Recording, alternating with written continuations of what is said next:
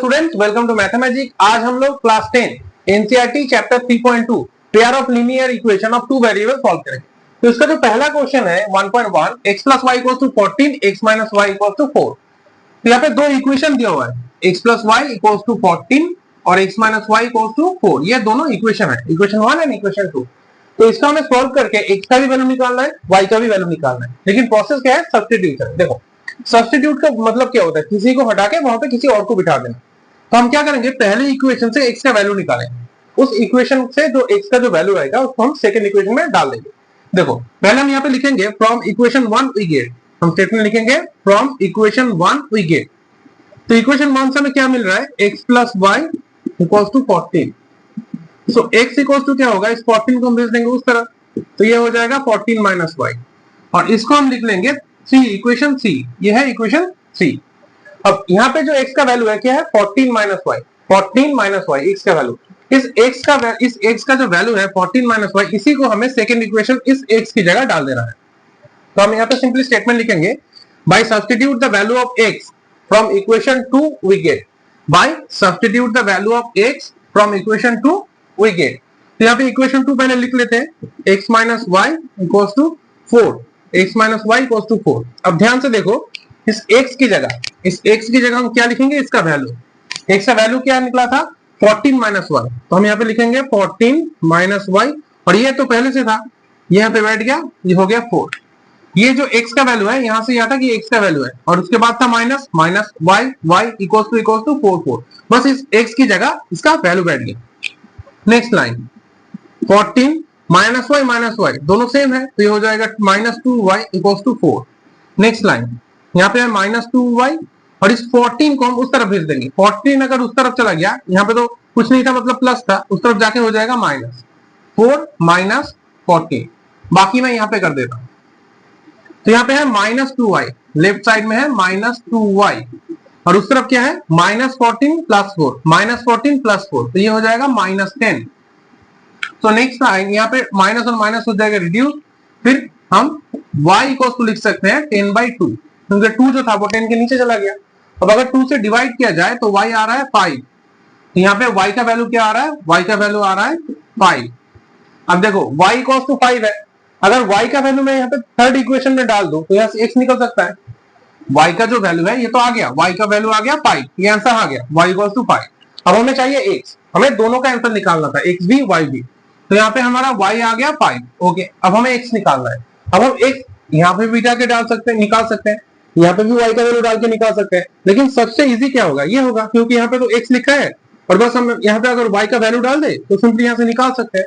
तो हम लिखेंगे substitute the value of y from in equation 3, by substitute the value of y in equation 3। तो equation 3 क्या था? इक्वेशन 3 था x equals to 14 minus y, x equals to 14 minus y, और इस y की जगह हम ये वैल्यू लिख देंगे 5।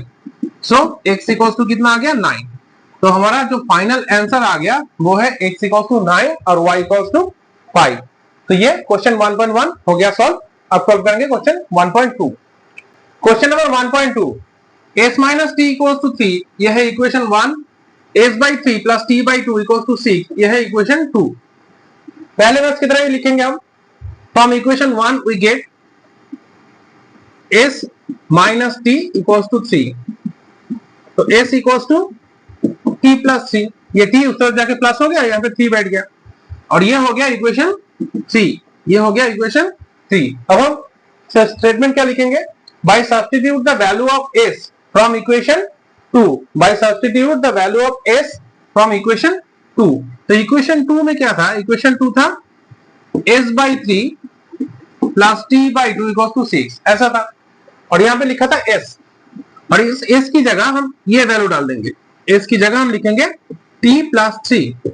जहां पे s लिखा था वहां पे मैंने लिख दिया t प्लस 3, क्योंकि s का वैल्यू अब आ गया है t प्लस 3। अब हमें इसको सिंपली सॉल्व करना है। देखो 3 और 2 के एलसीएम निकालने से आ रहा है 3 2 6 आ रहा है इसका एलसीएम। 3 कितने से 6 होता है? 3 2 जा, तो ये 2 जो होगा ये 3 प्लस इससे मल्टीप्लाई हो जाएगा, और 2 3 से 6, ये 3 जो है ये 3 से मल्टीप्लाई हो जाएगा, और ये हो जाएगा 6। नेक्स्ट लाइन 2 से ये मल्टीप्लाई होके हो रहा है 2t प्लस 6, कैसे? ये जो 2 है इस ब्रैकेट के अंदर इसके साथ एक बार मल्टीप्लाई होगा और एक बार इसके साथ मल्टीप्लाई होगा, तो ये हो जाएगा 2t प्लस 6 प्लस 3t, और ये जो 6 है ये इसके साथ मल्टीप्लाई होके हो जाएगा 36। नेक्स्ट लाइन मैं यहाँ पे कर देता हूँ बाकी। यहाँ पे आ रहा है 2t प्लस 3t, 2t और 3t ये मिला के कितना आ रहा है 5t plus 6 equals to 36। Next line ये प्लस 6 जो है ये प्लस 6 है उसको हम उस तरफ भेज देंगे, 5t equals to 36 minus 6, 5t equals to 30, so t equals to 30 by 5, so t equals to आ गया 6, t का वैल्यू आ गया 6, ये 5 से 30 डिवाइड होके आ गया 6। अब हमें क्या करना है, अब हमें t का वैल्यू तो आ गया, अब हमें इसका वैल्यू निकालना है, तो लिखेंगे by substitute the value of t from equation 3, by substitute the value of t from equation t we get, तो इक्वेशन 3 में क्या था ac equals to t plus 3, t plus 3, तो t की जगह हम लिखेंगे 6 प्लस 3, तो इसका वैल्यू आ गया 9। तो क्वेश्चन नंबर 1.2 हो गया सॉल्व।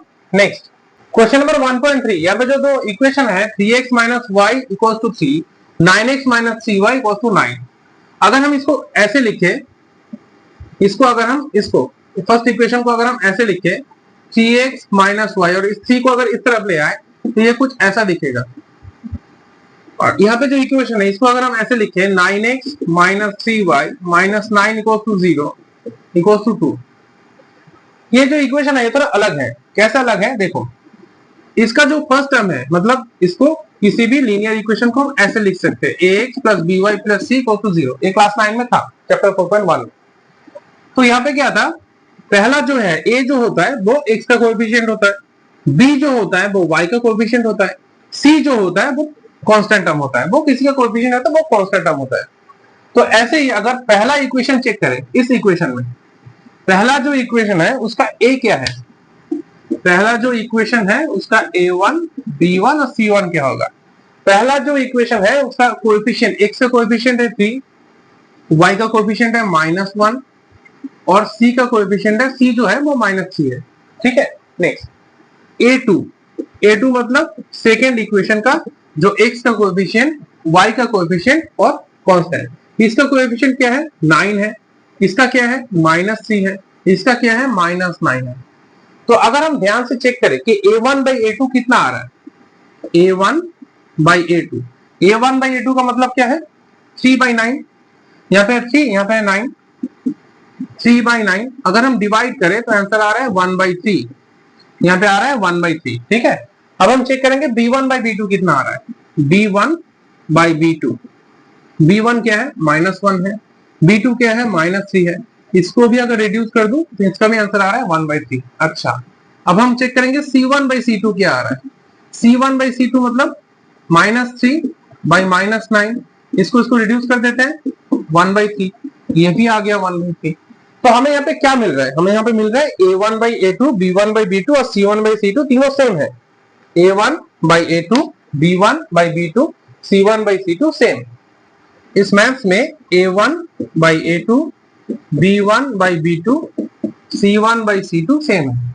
तो इसका सोल्यूशन कैसे निकालें, देखो अगर हम ग्राफ में इसको ड्राइंग करें जैसे चैप्टर 3.1 में था, इसको अगर हम ग्राफ पे रिप्रेजेंट करेंगे ना, मान लो ये ग्राफ पेपर है,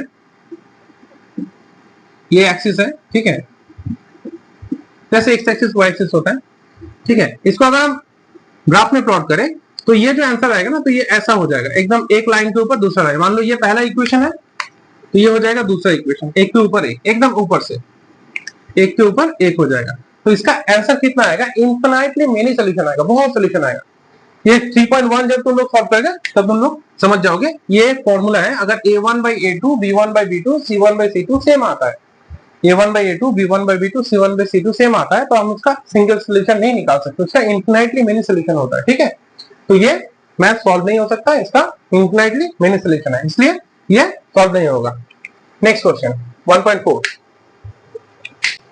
question number 1.4, 0.2x plus 0.3y equals to 1.3, 0.4x plus 0.5y equals to 2.3। यह है इक्वेशन 1, यह है इक्वेशन 2।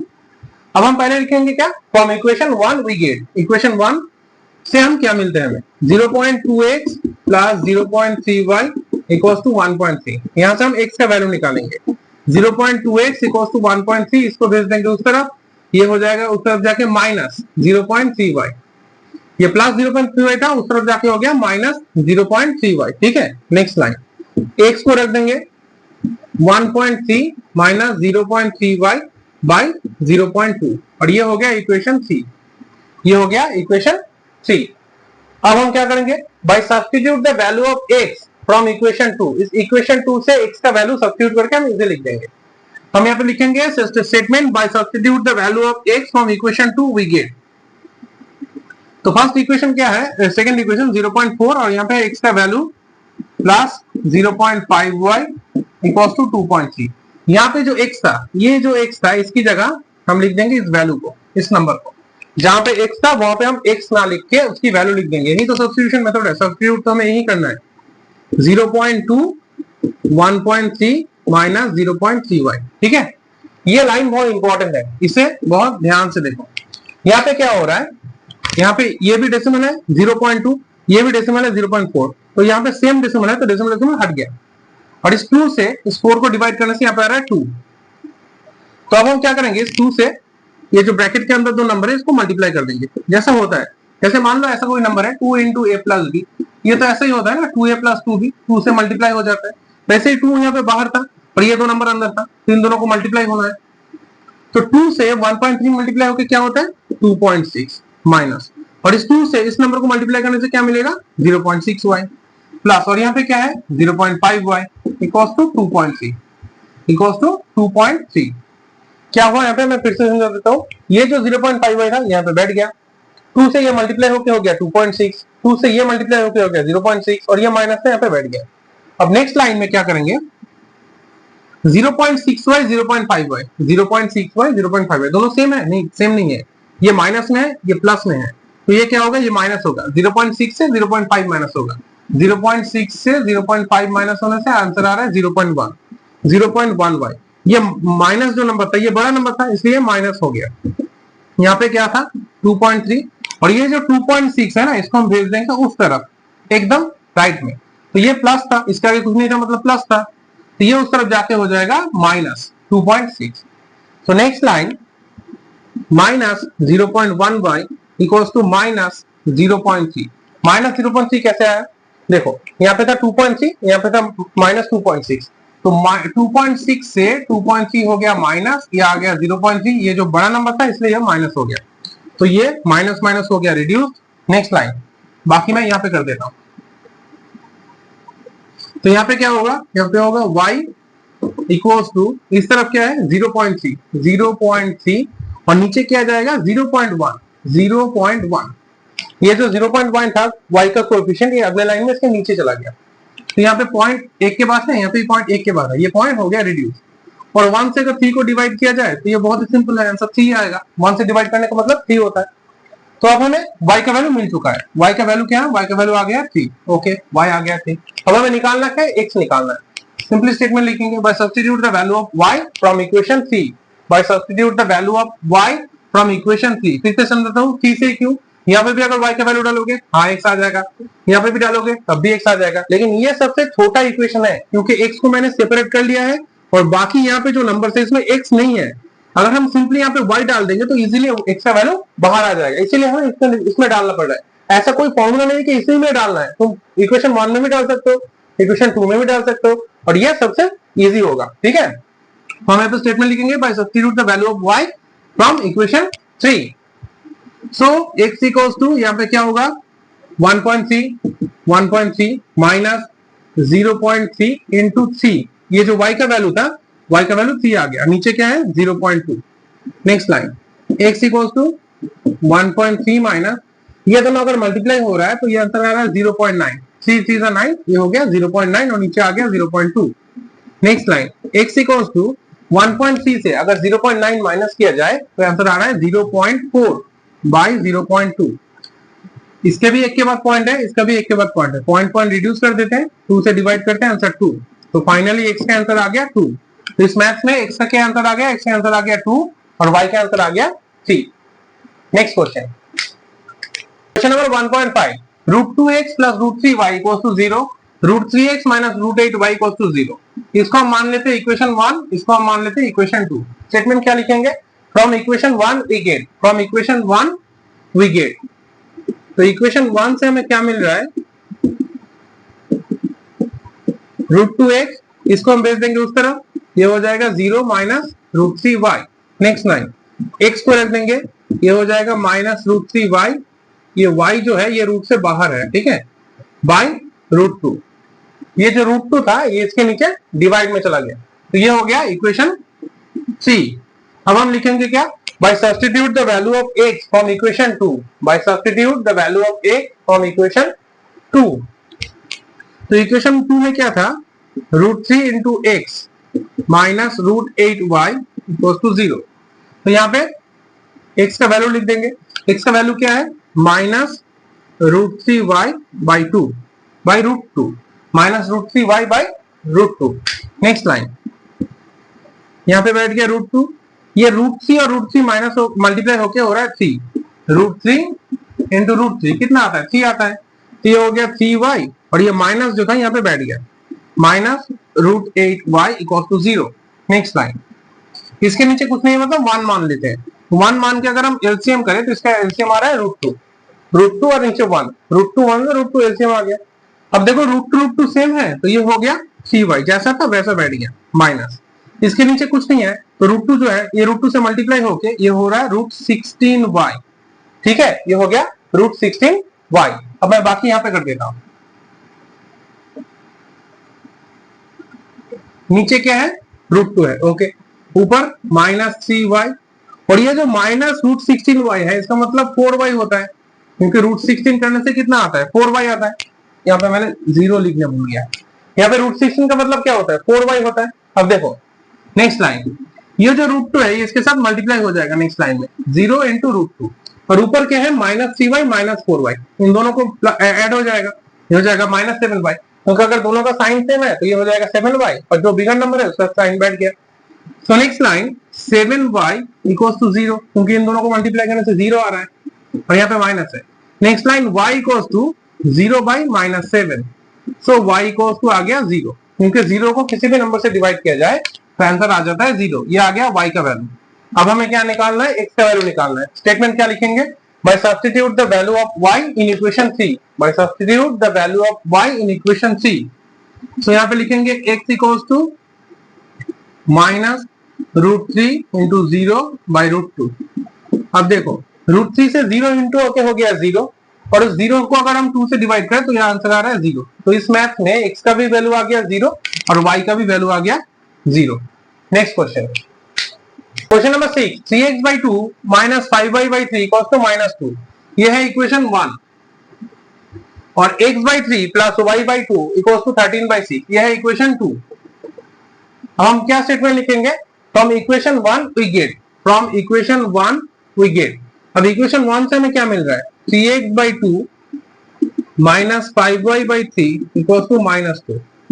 अगर हम इसको एलसीएम निकाले 2 3 से 6 आ रहा है, 2 कितना 6 आता है 3 से, सो ये हो जाएगा 3 इंटू 3x माइनस 3 2 से 6, तो ये 2 से मल्टीप्लाई होके हो जाएगा 5y equals to minus 2। Next line, यहाँ पे हो रहा है 3 3 से 9x, इससे मल्टीप्लाई होके हो रहा है 9x, और ये 5 इंटू 2 हो रहा है 10y, और ये जो 6 है इसके साथ मल्टीप्लाई होके ये हो जाएगा माइनस 12।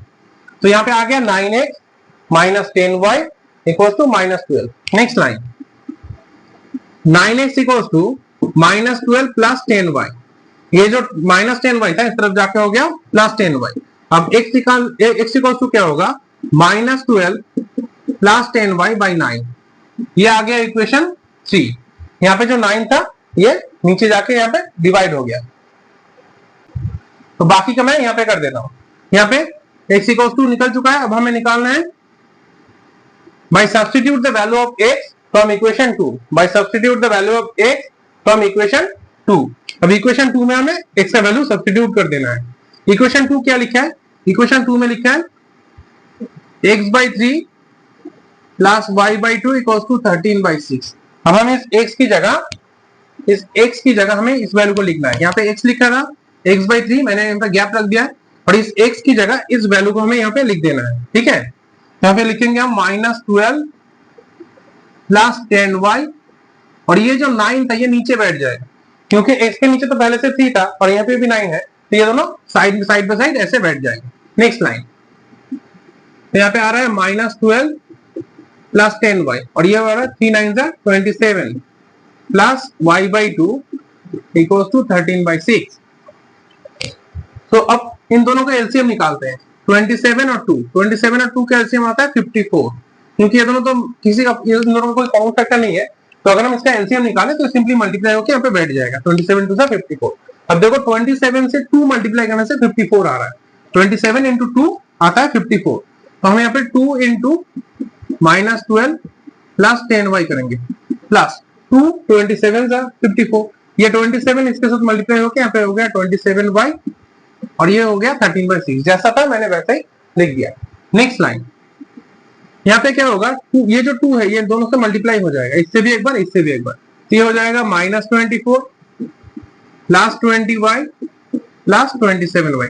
ये 27y ऐसे ही बैठ गया। 2 से 12 मल्टीप्लाई हो गया 24, 2 से 10 मल्टीप्लाई हो गया -20 और हम यहाँ पे 13 इंटू 6 जो था, ये जो 54 था यहाँ पे डिवाइड था, इस तरफ हम जाके इसको मल्टीप्लाई फॉर्म में लिख देंगे ऐसे, तो ये 6 से रिड्यूस हो जाएगा, इसका आंसर आ जाएगा 9। सो नेक्स्ट लाइन -24 प्लस इन दोनों को प्लस करने से आ रहा है 47y इक्वल्स टू 13 9 117। 20y और 27y, 20y और ये 27y, ये दोनों प्लस होके यहाँ पे बैठ गया। और next line 47y equals to 117, ये जो -24 है इसको हम भेज देंगे इस तरफ जाके हो जाएगा +24। So next line 47y equals to 141, इन दोनों को प्लस करने से आ रहा है 141। Next line y equals to 141/47। अब अगर 47 से y को डिवाइड किया जाए तो 141 को डिवाइड किया जाए तो इसका आंसर आया 3। सो y इक्वल्स टू 3।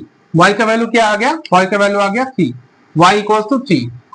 अब हम इस y की वैल्यू को इक्वेशन 3 में सब्स्टिट्यूट कर लेंगे। तो मैं यहाँ पे थोड़ा इरेज कर देता हूं। हम लिखेंगे by substitute the value of y in equation c। Equation c क्या था, x equals to -12 plus 10y/9 ऐसा था, -12 प्लस 10y/9। अब देखो y का वैल्यू कितना आ रहा है, 3 आ रहा है। So next line x equals to -12 plus 10 into 3/9। So x equals to -12 plus 30/9। So x equals to 18/9। 18 कैसे आया, 13 माइनस 12, ये -12 है तो 30 से माइनस हो गया, ये हो गया 9 2 18। सो x का वैल्यू आ गया 2। तो इस मैथ में x का वैल्यू आ गया 2 और y का वैल्यू आ गया 3। Next question, question number 2, solve 2x plus 3y equals to 11, 2x minus 4y equals to -24 and hence find the value of m for which y equals to mx plus c। y equals to mx plus c। तो यहाँ पे पहले हमें इन दोनों equation को solve करना है और x और y का वैल्यू निकालना है। फिर हम इस x और y की वैल्यू को यहाँ पे लिख देंगे और फिर इससे हमें m का वैल्यू आ जाएगा, m का वैल्यू निकालना है फाइनली। तो पहले हम इसको सॉल्व करते हैं। यहाँ पे लिखेंगे इक्वेशन 1, ये होगा इक्वेशन 2। तो हम लिखेंगे from equation 1 we get, from equation 1 we get, equation 1 में है 2x plus 3y equals to 11, 2x equals to 11 minus 3y, ये प्लस 3y इस तरफ जाके हो गया -3y। So x equals to 11 minus 3y/2, ये आ गया इक्वेशन 3, ये आ गया इक्वेशन 3। अब हम लिखेंगे by substitute the value of x from equation 2 we get. देखो तो यहाँ पे इक्वेशन 2 में क्या था, इक्वेशन 2 में था 2x minus 4y equals to -24, 2x minus 4y equals to -24। अब हम x का वैल्यू यहाँ पे लिख देंगे। x का वैल्यू क्या था, x का वैल्यू था 11 minus 3y, 11 minus 3y/2, तो ये 2 और 2 हो गया रिड्यूस। नेक्स्ट लाइन यहाँ पे हो रहा है 11 minus 3y minus 4y equals to -24। Next line -3y और -4y, ये हो रहा है -7y, दोनों सेम है, ऐड हो गया। और ये जो 11 था इसको हमने उस तरफ भेज दिया, इसको हमें उस तरफ भेजना है, तो ये हो जाएगा -24 -11। Next line -7y equals to -35, ये -24 -11 सेम था, ऐड होके हो गया -35। बाकी मैं यहाँ पे कर देता हूँ, यहाँ पे माइनस माइनस रिड्यूस कर देते हैं। फिर यहाँ पे क्या होगा, y इक्वल्स टू 35/7, तो इसका वैल्यू आ रहा है 5। सो y इक्वल्स टू आ रहा है 5। अब हमें क्या निकालना है, हमें निकालना है x का वैल्यू। x का वैल्यू क्या था, x equals to 11 minus 3y by 2। तो हम लिखेंगे by substitute the value of y in equation 3। So x equals to क्या होगा 11 minus 3 into 5 by 2। So x equals to 11 minus 15 by 2, x equals to minus 4 by 2। So x equals to minus 2। x का value क्या आ गया -2। अब हमें क्या निकालना है, अब हमें निकालना है यहाँ पे ये जो वैल्यू है y equals to mx plus 3, इससे हमें m का वैल्यू निकालना है। तो मैं यहाँ पे थोड़ा इरेज कर देता हूँ यहाँ पे, और यहाँ पे x का क्या वैल्यू है, हमारा x का वैल्यू है y का वैल्यू y इक्वल्स टू 5 और x का वैल्यू है -2। तो यहाँ पे गिवन क्या है, y equals to mx plus 3, y का वैल्यू 5, m x का वैल्यू क्या है -2, ओके, प्लस 3। नेक्स्ट लाइन 5, ये प्लस 3 इस तरफ जाके हो जाएगा -3 और ये हो गया -2m। इसका आंसर आ गया 2 equals to -2m। 2 by -2 equals to m। ये जो -2 था इस तरफ जाके हो गया divide, 2 2 1, so -1 equals to m और m इक्वल्स टू आ गया -1। तो ये क्वेश्चन नंबर 2 हो गया solve. Next question, question number 3.1, the difference between two numbers is 26 and one number is 3 times the other. The difference between two number is 26। हम यहाँ पे क्या लिखेंगे, हम लिखेंगे let the numbers are x and y। हम मान लेते हैं जो दो नंबर है वो x है और y है। तो फर्स्ट इक्वेशन क्या है कि दोनों नंबर का जो डिफरेंस है वो है 26। यह है फर्स्ट इक्वेशन। इक्वेशन में क्या कहा गया कि दोनों नंबर का जो डिफरेंस है वो है 26। तो इसको हम मान लेते हैं इक्वेशन 1। और दूसरा इक्वेशन क्या है, दूसरा इक्वेशन है एक जो नंबर है वो से दूसरे नंबर का ट्राइस है। यहाँ पे लिखा है one number is 3 times the other. एक जो नंबर है ये दूसरे का 3 टाइम्स है, 3 गुना है। x जो है वो y का 3 गुना है। यह है इक्वेशन 2। तो यहाँ पे तो x का वैल्यू पहले से ही निकला हुआ है, तो हम क्या लिखेंगे, by substitute the value of x in equation 1। By substitute the value of x in equation 1। तो यहाँ पे क्या है देखो, x minus Y equals to 26। तो अगर हम इस x की जगह इसका सब्स्टिट्यूट निकाल ले, मतलब x की जगह इसको cy डाल दे, x की जगह इस x की जगह अगर हम cy डाल दे तो नेक्स्ट लाइन में क्या होगा, cy minus Y equals to 26। Next line तो ये हो जाएगा 2y equals to 26। So y equals to 26 by 2। So y equals to आ जाएगा 13। अब हम यहाँ पे x निकाल देते हैं, तो हम लिखेंगे by substitute the value of y in equation 2। यहाँ पे स्टेटमेंट लिखेंगे by substitute the value of y in equation 2। तो इक्वेशन 2 में क्या था, x equals to 3y, x equals to क्या था 3y, और y का आंसर क्या है 13 है। तो हम लिखेंगे x इक्वल्स टू 3 इंटू 13। सो ये आ गया x इक्वल्स टू 39। बहुत ही आसान था ये math. Next question, question number 3.2, the larger of two supplementary angles exits the smaller by 18 degree, find them। यहाँ पे कहा गया है कि दो सप्लीमेंट्री एंगल है। सप्लीमेंट्री एंगल्स क्या होता है, दो एंगल को अगर प्लस करने से 180 आ रहा है तो वो होता है सप्लीमेंट्री एंगल। तो मैं मान लेता हूं कि यहाँ पे दो एंगल है, ये है x, ये है y, और इन दोनों को प्लस करने से आएगा 180 और इन दोनों का डिफरेंस है 18 डिग्री। तो हम यहाँ पे लिखेंगे let the angles are x and y। हम मान लेते हैं दो एंगल जो है वो है x एंड y। तो इन दोनों को प्लस करने से कितना आएगा, इन दोनों को प्लस करने से आना चाहिए 180 डिग्री, क्योंकि ये तो सप्लीमेंट्री एंगल है। सप्लीमेंट्री एंगल को प्लस करने से आता है 180। और क्वेश्चन में क्या कहा गया है कि अगर इन दोनों को माइनस किया जाए तो ये 18 डिग्री आता है, क्योंकि यहाँ पे क्वेश्चन है कि डिफरेंस इन दोनों एंगल का डिफरेंस है 18 डिग्री। तो हम इसको सॉल्व करेंगे। हम लिखेंगे from equation 1 we get, from equation 1 we get x equals to 180 degree minus y। ये आ गया इक्वेशन 3। ये जो प्लस y था ये इस तरफ जाके हो गया माइनस। अब हम इस वैल्यू को सेकंड इक्वेशन में डाल देंगे। तो सेकंड इक्वेशन में क्या है, यहाँ पर स्टेटमेंट लिख लेंगे by substitute the value of x from equation 2। तो यहाँ पे क्या है, x minus Y equals to 18।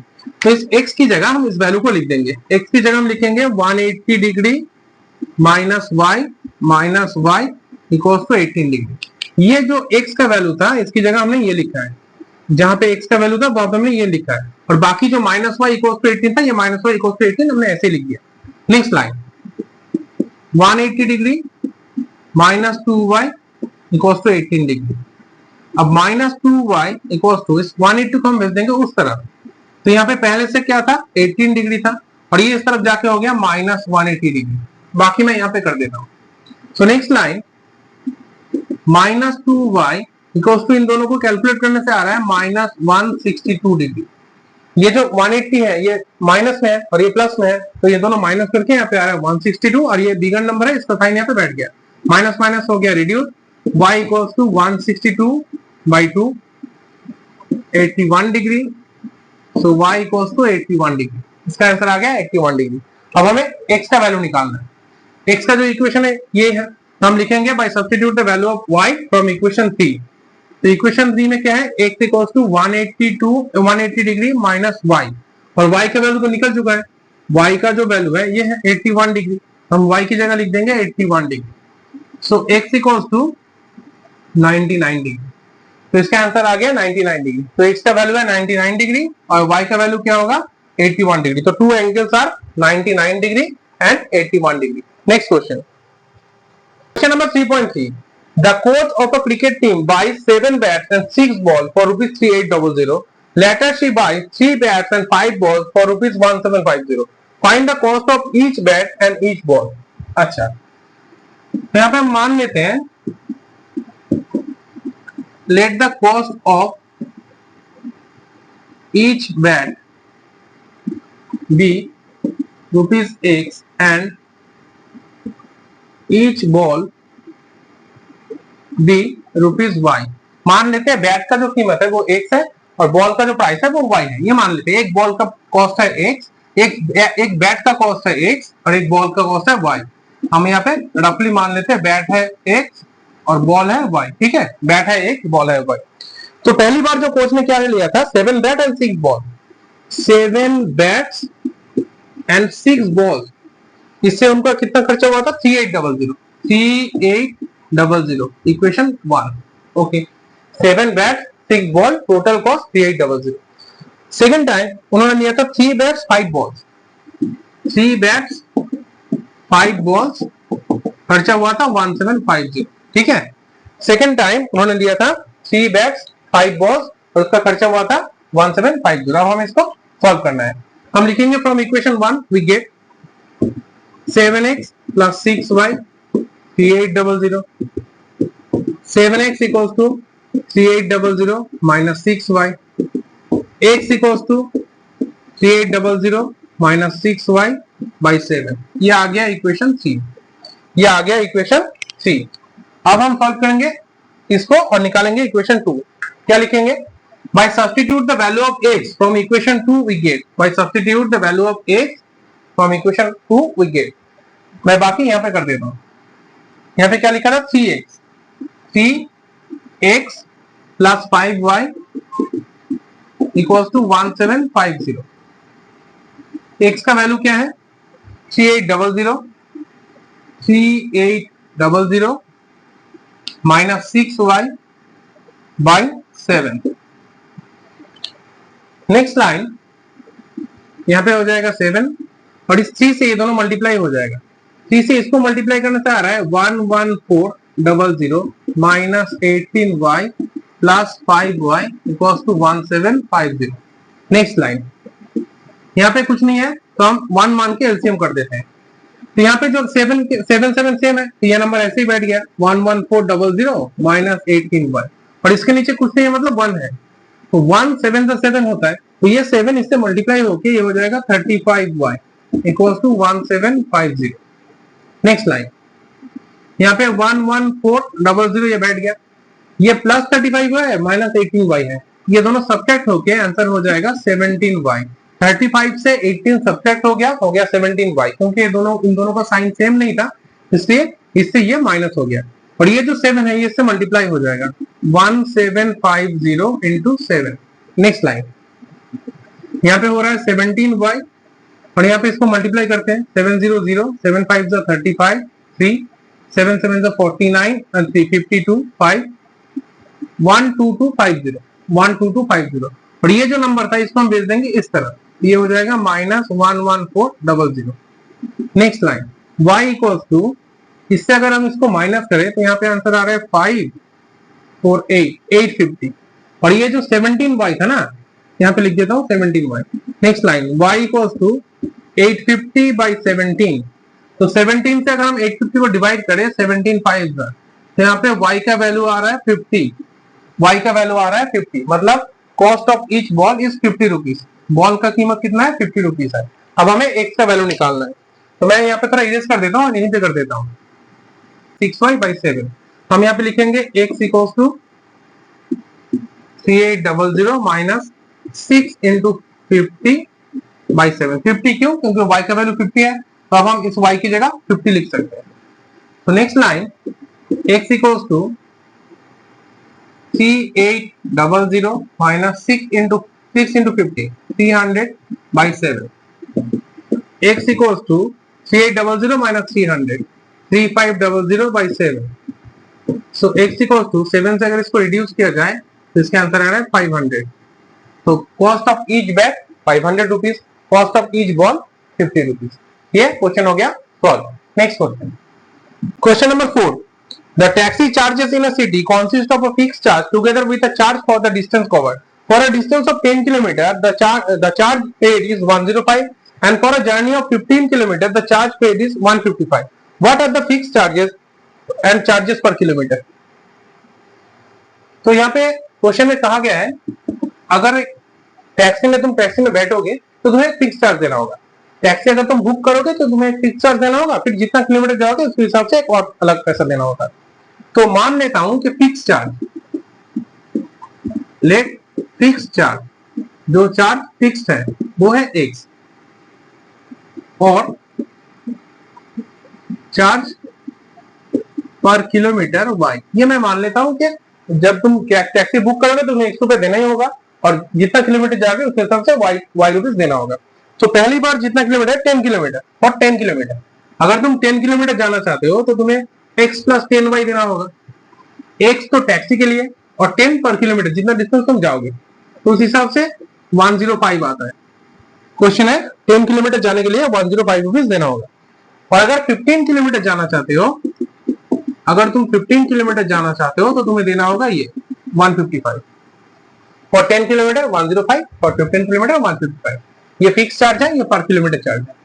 तो हम इसको सॉल्व करेंगे।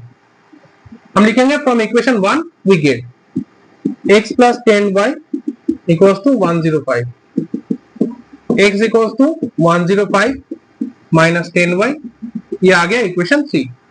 अब हम लिखेंगे by substitute the value of x from equation 2। Equation 2 से हमें x का वैल्यू सब्स्टिट्यूट करना है। तो इक्वेशन 2 में x का क्या वैल्यू है? 105 माइनस 10y, ये x था, इसका वैल्यू मैंने लिख दिया। उसके बाद क्या है? Plus 15y equals to 155। Next line, यहाँ पे minus 10y plus 15y, minus 10y plus 15y, ये सॉल्व होके हो रहा है 5y। और ये जो 105 है इसको मैंने इस तरह भेज दिया 155 minus 105। So next line 5y equals to 50। So y equals to 50 by 5, इसको अगर रिड्यूस किया जाए तो आंसर आ रहा है 10। सो y इक्वल्स टू 10। ये है चार्जेस पर किलोमीटर, मतलब 1 किलोमीटर जाने के लिए 10 रुपीज देना होगा। अब फिक्स चार्ज निकालना है जो x का वैल्यू है। By substitute the value of y in equation 3, x equals to 105 minus 10 into 10। ये 10 कैसे आया? y का जो वैल्यू है अब तो 10 है, y का वैल्यू 10 है, तो अगर हम इस y की जगह हम 10 लिख सकते हैं क्योंकि ये इक्वेशन मैंने सॉल्व करा है। x equals to 105 minus 10y, x equals to 105 minus 10y, y की जगह 10। So x equals to 105 minus 100, so x equals to 5। मतलब अगर तुम टैक्सी बुक करोगे तो तुम्हें फिक्स चार्ज देना होगा 5 रुपीज और जितना किलोमीटर जाओगे उस हिसाब से तुम्हें देना होगा 10 रुपीज। ठीक है, क्वेश्चन हो गया solve. Question number 3.5, a fraction becomes 9 by 11 if 2 is added to both the numerator and denominator. If 3 is added both the numerator and denominator, it becomes 5 by 6. Find the fraction. तो हम यहाँ पे मान लेते हैं let the fraction be x by y. हम मान लेते हैं इसका ये जो फ्रैक्शन है इसको ऊपर का न्यूमरेटर है x और नीचे का डिनोमिनेटर है y, तो ये फ्रैक्शन हो गया x बाई वाई। ठीक है, तो फर्स्ट इक्वेशन क्या है, अगर इन दोनों के साथ 2 प्लस किया जाए तो ये हो रहा है 9/11। फर्स्ट क्वेश्चन ये है कि अगर 2 is added to both the numerator and denominator it becomes 9/11। ये क्या है इक्वेशन 1। और सेकेंड इक्वेशन क्या है, ये जो फ्रैक्शन है इसके साथ अगर 3 ऐड किया जाए, अगर दोनों के साथ 3 ऐड किया जाए तो ये हो जाएगा 5/6। ये है इक्वेशन 2। फर्स्ट इक्वेशन है, दोनों के साथ अगर 2 प्लस किया जाए तो ये हो जाएगा 9/11।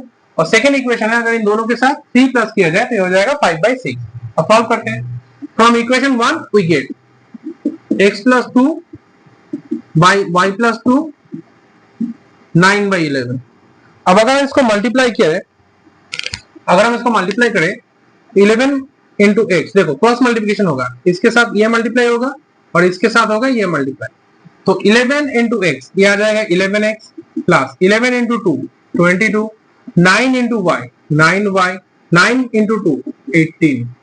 नेक्स्ट लाइन 11x को यहाँ पे रख देते हैं, 22 को उस तरफ भेज देते हैं, 9y plus 18 minus 22। Next line 11x equals to 9y minus 4। ये जो 18 और ये 22 है, इन दोनों को कैलकुलेट करने से आंसर आ रहा है -4। Next line x equals to 9y minus 4 by 11। ये है इक्वेशन 3। तो यहाँ पे x का वैल्यू आ गया 9y माइनस 4 बाई 11 और ये है इक्वेशन हो गया 3। नेक्स्ट बाकी मैं यहाँ पे कर देता हूँ, तो हम यहाँ plus 3 by y plus 3 equals to 5/6। तो हम यहाँ पे एक लाइन एक्स्ट्रा कर लेंगे, कैसे, क्रॉस मल्टीप्लाई करने के बाद x का वैल्यू डालेंगे, तो यहाँ पे होगा 6x प्लस 18, यहाँ पे होगा 5y प्लस 15। अब हम इसको यहाँ पे x का वैल्यू लिख देंगे। x का वैल्यू क्या है 9y माइनस 4, तो यहाँ पे क्या होगा 6 into 9y minus 4 by 11 plus 18 5y plus 15। Next line यहाँ पे आ रहा है 11, ये 9 6 54y minus 24 plus 18 5y plus 15। Next line 54y minus 24 by 11, इस प्लस 18 को हम भेज देंगे उस तरफ, तो ये क्या हो जाएगा, ये उस तरफ जाके हो जाएगा 5y plus 15 minus 18। Next line 54y minus 24 5y minus 3। ये माइनस 3 कैसे हुआ, 15 और 18 कैलकुलेट होकर माइनस 3 हो गया, और यहाँ पे जो 11 था, ये जो 11 था इस तरफ जाके हो जाएगा मल्टीप्लाई, यहाँ पे बैठ जाएगा। ठीक है, नेक्स्ट लाइन यहाँ पे मैं फिर से एक बार समझा देता हूँ इसको। 54y माइनस 24 यहीं पे बैठ गया, 5y बैठ गया, ये इन दोनों को कैलकुलेशन करके आ रहा है -3, और ये 11 इस तरफ जाके हो गया multiply. Next line 54y minus 24 55y minus 33, ये 11 से मल्टीप्लाई होकर हो गया 33, 11 से ये मल्टीप्लाई होकर हो गया 55। मैं बाकी यहाँ पे सॉल्व कर देता हूँ, इसको मैं थोड़ा इरेज कर देता हूँ। तो यहाँ पे क्या होगा 54y और इस तरफ से आएगा minus 55y equals to minus 33, और ये माइनस 24 उस तरफ जाके हो जाएगा प्लस 24। सो नेक्स्ट लाइन यहाँ पे आ रहा है -y, यहाँ पे आ रहा है -9, y माइनस माइनस रिड्यूस, तो y का वैल्यू आ रहा है 9, तो यहाँ पे y का वैल्यू आ गया 9। अब हम x का वैल्यू निकालेंगे। x का वैल्यू क्या होगा, x इक्वल्स टू क्या था 9y minus 4 by 11। So x equals to y का वैल्यू क्या है 9 है, तो यहाँ पे y की जगह हम 9 लिख देंगे, तो 9 9 से 81 minus 4 by 11, so x equals to 77 by 11, so x equals to 7। तो इस मैथ में x का वैल्यू आया है 7 और y का वैल्यू है 9। तो हमने क्वेश्चन में क्या लिखा था, क्वेश्चन में हमने लिखा था let the fraction be x by y, let the fraction be x by y. तो तुम लोग लास्ट में आंसर लिख लेना कि लेट द फ्रैक्शन नहीं, यहाँ पे लिखना है शो द फ्रैक्शन। आंसर यहाँ पे आंसर होगा द फ्रैक्शन इज, फ्रैक्शन क्या होगा x बाई वाई, x का वैल्यू क्या है, x का वैल्यू है 7 और y का वैल्यू क्या होगा 9, तो आंसर क्या आ गया, द फ्रैक्शन इज 7/9। तो ये क्वेश्चन नंबर 5 हो गया। Solve. Question number 3.6, 5 years hence the age of Jacob will be 3 times that of his son. 5 years ago Jacob's age was 7 times that of his son. What are their present age? तो हम मान लेते हैं Jacob का जो as है वो x है। Let Jacob's age x, his son's age y। हम मान लेते हैं जेकब का जो एज है वो है x और उसका जो बेटे का एज है वो है y। तो 5 साल बाद, 5 years आफ्टर, तो 5 साल बाद जेकब का एज क्या होगा x प्लस 5 और उसके बेटे का एज क्या होगा y प्लस 5। 5 साल बाद क्या होता है x प्लस हो जाता है। जैसे मान लो किसी का एज है 12, तो 5 साल बाद क्या होगा 12 प्लस 5 17। वैसे ही जेकब का एज है x, तो 5 साल बाद क्या होगा x प्लस 5 और उसके बेटे का एज है y, तो 5 साल बाद क्या होगा y प्लस 5। तो 5 साल बाद Jacob will be 3 times age old age his son. मतलब जेकब का जो एज है वो 5 साल बाद 3 गुना होगा। याद रखना जब भी कोई एज रिलेटेड मैथ है, जो बड़ा है और जो छोटा है उसी के साथ मल्टीप्लाई होगा टाइम्स। जितना टाइम्स कहेगा 3 टाइम्स तो 3 इसके साथ मल्टीप्लाई होगा, 7 कहेगा तो 7 इसके साथ मल्टीप्लाई होगा, 10 कहेगा तो 10 इसके साथ मल्टीप्लाई होगा। कभी भी बिगर नंबर के साथ मल्टीप्लाई नहीं होगा। जो स्मॉल है इन दोनों में जेकब है उसका बेटा है, तो जेकब तो बड़ा है उसका बेटा छोटा है, तो उसी के साथ हमेशा जो नंबर है वो मल्टीप्लाई होगा, कभी बड़े नंबर के साथ मल्टीप्लाई नहीं होगा। ठीक है, तो ये हो गया इक्वेशन 1। इसको हम थोड़ा सिंप्लीफाई कर लेते हैं। यहाँ पे क्या होगा x plus 5 equals to 3y plus 15।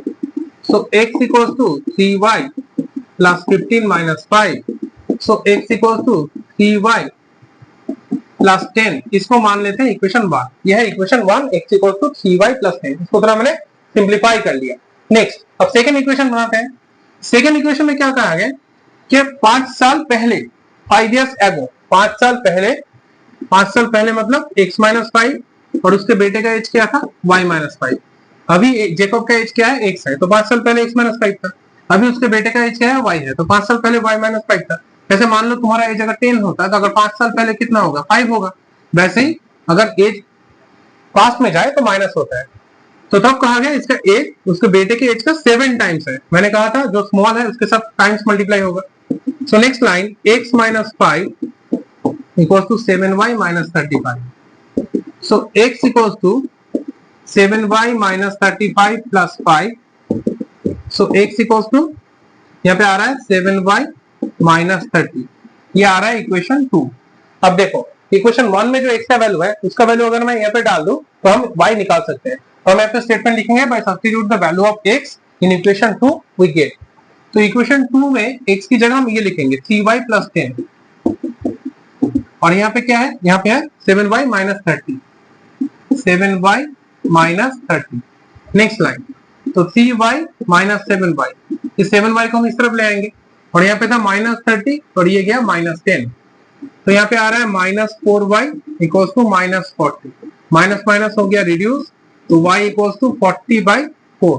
y equals to आ रहा है 40 बाई 4। अगर 4 से 40 को डिवाइड किया जाए, 4 से अगर 40 को डिवाइड किया जाए तो ये आ रहा है 10। सो y का वैल्यू क्या आ रहा है, y आ रहा है 10। तो मतलब जेकब का जो बेटा था उसका एज आ गया 10। अब हम निकालेंगे x का वैल्यू। तो मैं यहाँ पे थोड़ा इरेज कर देता हूँ। By substitute the value of y in equation 1। तो इक्वेशन 1 में अगर हम y का वैल्यू सब्स्टिट्यूट कर देते हैं तो ये आ गया x इक्वल्स टू 3, इस y की जगह, ये y की जगह हम 10 लिख देंगे। So x equals to 30 plus 10। So x equals to आ गया 40। तो x का वैल्यू आ गया 40। मतलब इस क्वेश्चन में हम आंसर लिखेंगे, हम आंसर लिखेंगे क्वेश्चन में लास्ट में नीचे में लिखेंगे जेकब का एज क्या होगा। जेकब का एज होगा 40 इयर्स और उसके बेटे का एज क्या होगा, उसका बेटे का एज होगा 20 इयर्स। ठीक है, तो जेकब एज होगा 40 इयर्स और उसके बेटे का एज होगा 10 इयर्स। ये मैथ हो गया सॉल्व। एक्सरसाइज 3.2 हो गया सॉल्व। इस एक्सरसाइज 3.2 में क्वेश्चन नंबर 1 में क्वेश्चन 1.5 एंड 1.6 बहुत इंपॉर्टेंट है। क्वेश्चन नंबर 3 में क्वेश्चन नंबर 3.4, 3.5 और 3.6 ये बहुत इंपॉर्टेंट है। तो नेक्स्ट वीडियो में सॉल्व करेंगे एक्सरसाइज 3.3।